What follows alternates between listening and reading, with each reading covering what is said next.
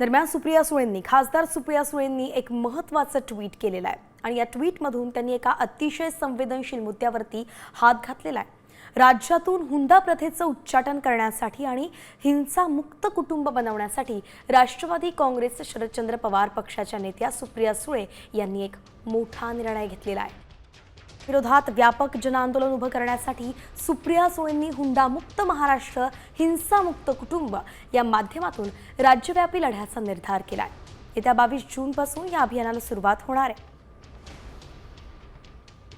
पाहूया ट्विटमध्ये त्यांनी काय म्हटलेलं आहे, सविस्तर माहिती या संदर्भात त्यांनी दिली आहे। येत्या 22 जून पासून राज्यात हुंडाबळी मुक्त महाराष्ट्रासाठी लढा उभारण्याचा निर्धार करतो।